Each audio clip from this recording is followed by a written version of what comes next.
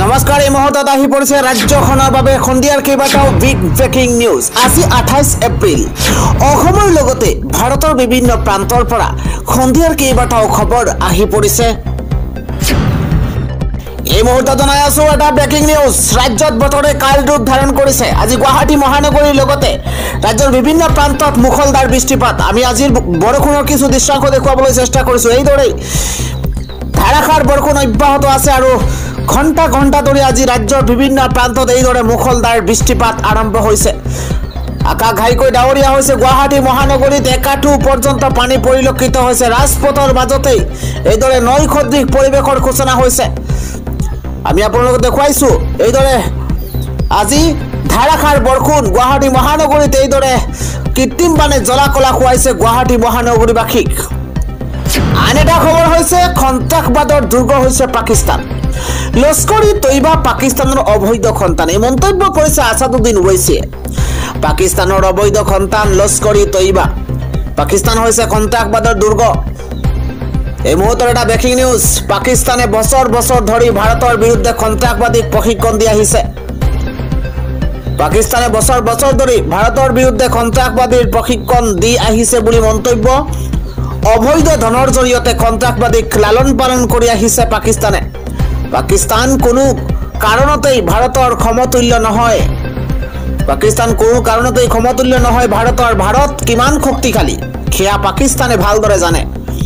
পাকিস্তানে মনত ৰখা ভাল, আপোনালোকে ভাৰতৰ ভিতৰত আহি আক্ৰমণ কৰিছে, ইয়াৰ প্ৰত্যুত্তৰো হ'ব অতি ভয়ংকৰ। পাকিস্তান চৰকাৰ সন্ত্ৰাসবাদীতকৈ কোনো গুণে কম নহয়। পাকিস্তান ভাৰতৰ পৰা আধা ঘণ্টা সময় পিছ পৰি থকা নাই। পাকিস্তান ভাৰততকৈ আধা শতিকা পিছ পৰি আছে। সামৰিক দিশৰ পৰা অৰ্থনৈতিক দিশলৈকে ভাৰত শক্তিশালী। পাকিস্তানী নেতাই পাৰমাণৱিক যুদ্ধৰ ভাবুকি বেলেগক দিব, ভাৰতক নহয়। 26 নিৰীহৰ মৃত্যু হ'ল, আমি কেতিয়াও মনে মনে বহি নাথাকো। পাকিস্তানৰ বিৰুদ্ধে এইদৰে পুনৰ গৰজি উঠিছে AIMIMৰ প্ৰধান আছাদুদ্দিন ওৱেইছি। পৰৱৰ্তী খবৰটো হৈছে 16টাকৈ পাকিস্তানী ইউটিউব চেনেল নিষিদ্ধ কৰিছে আজি ভাৰতে। পেহেলগামত সন্ত্ৰাসবাদী আক্ৰমণৰ পিছতেই ভাৰত চৰকাৰে 16টা পাকিস্তানী ইউটিউব চেনেল নিষিদ্ধ কৰাৰ কথা ঘোষণা কৰিছে। এই চেনেলসমূহৰ মুঠ 63 মিলিয়ন ছাবস্ক্ৰাইবাৰো আছে। এই চেনেলসমূহে উচতনিমূলক আৰু সাম্প্ৰদায়িকভাৱে স্পৰ্শকাতৰ বিষয়বস্তু সম্প্ৰচাৰ কৰি আহিছিল বুলি অভিযোগ উত্থাপন হৈছে। এই চেনেলবোৰে ভাৰতীয় সেনা, নিৰাপত্তা সংস্থা, ভাৰতৰ বিৰুদ্ধে ভুৱা আৰু বিভ্ৰান্তিকৰ তথ্য প্ৰচাৰ কৰিছিল। পেহেলগাম আক্ৰমণত 25 জন ভাৰতীয় পৰ্যটক আৰু এজন কাশ্মীৰী যুৱকৰ মৃত্যুৰ পিছতে বিভিন্ন কণ্টেণ্টৰ জৰিয়তে সাম্প্ৰদায়িক উত্তেজনা বিয়পোৱা হৈছিল। আৰু তাৰ পাছতেই ভাৰত চৰকাৰে 16টা পাকিস্তানী ইউটিউব চেনেল নিষিদ্ধ কৰাৰ কথা ঘোষণা কৰিছে। আন এটা খবৰ হৈছে ভাৰত এৰিলে 537 গৰাকী পাকিস্তানী নাগৰিকে। পাকিস্তানৰ পৰা উভতিল 850 জন ভাৰতীয়।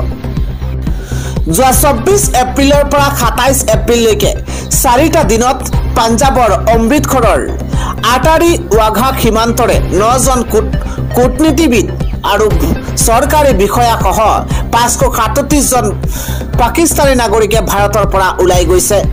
একে সময়তেই 14 জন কূটনীতিবিদ আৰু বিষয়াকে ধৰি 850 জন ভাৰতীয় পাকিস্তানৰ পৰা উভতি আহিছে বুলি চৰকাৰী সূত্ৰৰ পৰা জানিব পৰা গৈছে।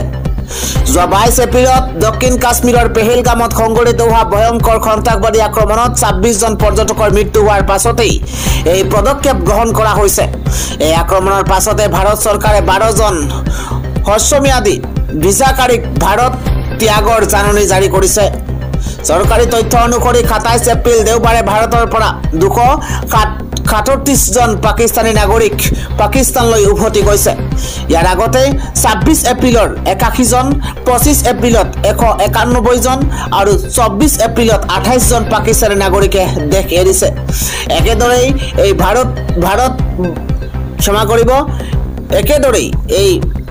সময়ত ভাৰতীয় নাগৰিকসকলৰ মাজত ২৭ এপ্ৰিলত ১১৬ গৰাকী, ২৬ এপ্ৰিলত ৩৪২ জন, ২৫ এপ্ৰিলত ২৮৭ জন আৰু ২৪ এপ্ৰিলত ১০৫ জনে পাকিস্তানৰ পৰা ভাৰতলৈ উভতি আহিছে।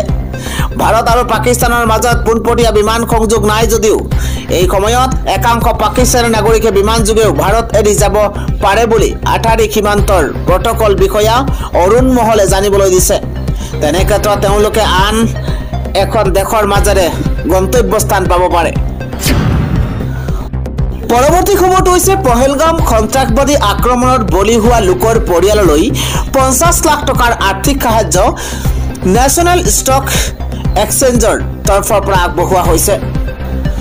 ২০২৫ চনৰ ২২ এপ্ৰিলত জম্মু কাশ্মীৰৰ পহলগামত সংঘটিত হোৱা মৰ্মান্তিক সন্ত্ৰাসবাদী আক্ৰমণত নিহতসকলৰ পৰিয়াললৈ ৰাষ্ট্ৰীয় ষ্টক এক্সচেঞ্জ গভীৰ সমবেদনা জ্ঞাপন কৰিছে।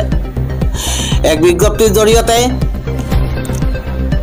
NSE মুঠ ৫০ লাখ টকাৰ প্ৰতিশ্ৰুতি প্ৰদান কৰিছে। মৃতকৰ পৰিয়ালটো প্ৰতিটো পৰিয়াললৈ ৪ লাখ টকা আবণ্টন দিয়াৰ কথাও ঘোষণা কৰিছে। আজিৰ সন্ধিয়াৰ পৰৱৰ্তী ডাঙৰ খবৰ হৈছে এইবাৰ কেনেকৈ অসমবাসীয়ে ২৫০ টকাতে গেছ চিলিণ্ডাৰ পাব, কি কৰিব লাগিব, মুখ্যমন্ত্ৰীৰ তৰফৰ পৰাই বৃহৎ ঘোষণা কৰা হৈছে। অসমত বহু পৰিয়ালে ২৫০ টকাতে পাব গেছ চিলিণ্ডাৰ। মুখ্যমন্ত্ৰী হিমন্ত বিশ্ব শৰ্মাই এক বৃহৎ ঘোষণা কৰিছে। কিদৰে ২৫০ টকাতেই পাব গেছ চিলিণ্ডাৰ, কেনেকৈ অসমবাসীয়ে ২৫০ টকাতে গেছ চিলিণ্ডাৰ লাভ কৰিব। অসমৰ প্ৰতিটো দৰিদ্ৰ পৰিয়ালক ২৫০ টকাতে প্ৰদান কৰা হ'ব গেছ চিলিণ্ডাৰ। উজ্জ্বলা আঁচনিৰ গেছ টকা প্ৰতিটো পৰিয়ালে লাভ কৰিব সুবিধা। প্ৰতিগৰাকী হিতাধিকাৰী হ'বলৈ কেনেকৈ আবেদন কৰিব লাগিব, কি যোগ্যতা থাকিলে ২৫০ টকাতে গেছ লাভ কৰিব, তাৰ প্ৰতিটো তথ্য আগবঢ়োৱা হৈছে। ১৮ বছৰৰ ঊৰ্ধ্বৰ মহিলাই আবেদন কৰিব পাৰিব এই আঁচনিৰ বাবে। কেৱল মহিলাইহে কৰিব পাৰিব আবেদন। PMAY-কে ধৰি বহু আঁচনিৰ হিতাধিকাৰী হ'লেহে কৰিব পাৰিব আবেদন। আবেদনৰ বাবে কি তথ্য লাগিব? আপোনাক প্ৰথমে জমা দিব লাগিব KYC। আধাৰ কাৰ্ড থকাটো বাধ্যতামূলক বুলি উল্লেখ কৰা হৈছে। আধাৰ কাৰ্ড থকাটো আপোনাৰ বাবে বাধ্যতামূলক। লাগিব বেংক একাউণ্ট আৰু IFSC কোড। আবেদনকাৰী হ'ব লাগিব ৰেচন কাৰ্ডৰ হিতাধিকাৰী। অধিক তথ্যৰ বাবে মুকলি কৰা হৈছে দুটাকৈ হেল্পলাইন নম্বৰ 1800-266-6696 আৰু টল ফ্ৰী নম্বৰ মুকলি কৰা হৈছে 1800-2333555। উজ্জ্বলা আঁচনিৰ হিতাধিকাৰী নহ'লেও কম মূল্যত লাভ কৰিব গেছ। ৬০০ টকাতে অসমৰ প্ৰতিটো পৰিয়ালক গেছ দিব চৰকাৰে। অসমৰ জনতাক বৃহৎ প্ৰতিশ্ৰুতি দিছে ৰাজ্যৰ মুখ্যমন্ত্ৰী ডক্টৰ হিমন্ত বিশ্ব শৰ্মাই। আন এটা খবৰ হৈছে ফ্ৰান্সৰ পৰা ক্ৰয় কৰিব ২৬খন ৰাফেল ফাইটাৰ জেট। এইবাৰ ভাৰতে শক্তি বৃদ্ধি পাইছে ভাৰতৰ। এইবাৰ ভাৰত পাকিস্তানৰ উত্তেজনাৰ মাজতেই শক্তি বৃদ্ধি এইবাৰ ভাৰতৰ। ভাৰত পাকিস্তানৰ উত্তেজনাৰ মাজতেই শক্তি বৃদ্ধি পাইছে ভাৰতৰ।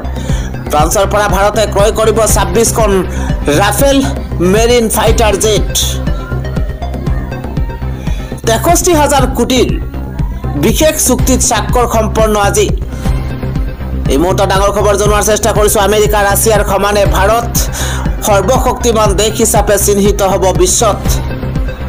প্ৰতিৰক্ষা সচিব ৰাজেশ কুমাৰ সিঙৰ উপস্থিতিত বিশেষ চুক্তিত স্বাক্ষৰ কৰাৰ সম্ভাৱনা। ভাৰতীয় নৌসেনাত নতুনকৈ সংযোজন হ'ব ৰাফেল মেৰিন যুদ্ধ বিমান।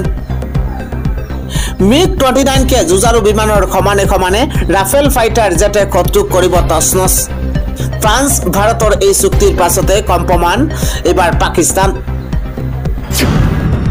আন এটা ডাঙৰ খবৰ হৈছে এইবাৰ বিজেপি নহয় কংগ্ৰেছীয়েহে আক্ৰমণ কৰিছিল প্ৰদ্যুৎ বৰদলৈসহ শিৱামণিক। এই মুহূৰ্তৰ ডাঙৰ খবৰ বিজেপি নহয় একাংশ কংগ্ৰেছীয়েহে আক্ৰমণ কৰিছিল প্ৰদ্যুৎ বৰদলৈসহ শিৱামণিক বৰাক। কংগ্ৰেছৰ পৰা বহিষ্কৃত কৰাৰ বাবেই আক্ৰোশমূলকভাৱে আক্ৰমণ কৰিছিল প্ৰদ্যুৎ বৰদলৈক। কিছুদিন পূৰ্বেই দলৰ পৰা বহিষ্কাৰ কৰা হৈছিল আক্ৰমণকাৰী ইমাদুল ইছলামক। বহিষ্কাৰৰ পুতক তুলি ঢিঙৰ ওপৰ ডুমডুমিয়াৰ নতুন বজাৰত কৰিছিল ভয়ংকৰ আক্ৰমণ। ৫খনকৈ বাহনত আক্ৰমণ। এবাৰ অচিনাক্ত দুৰ্বৃত্তৰ ইমদাদুলে কেইবাখনো নিৰ্বাচনী সভাত ৰাজহুৱাভাৱে প্ৰদ্যুৎ বৰদলৈক সমালোচনা কৰিছিল। ঘটনা সংঘটিত কৰাৰ পিছৰে পৰা পলাতক হৈ আছে ইমদাদুল ইছলাম। আৰক্ষী তদন্তৰ অন্তত পোহৰলৈ আহিছে প্ৰকৃত তথ্য। বিজেপি নহয়, এইবাৰ একাংশ কংগ্ৰেছীহে আক্ৰমণ কৰিছিল প্ৰদ্যুৎ বৰদলৈসহ শিৱামণি বৰাক।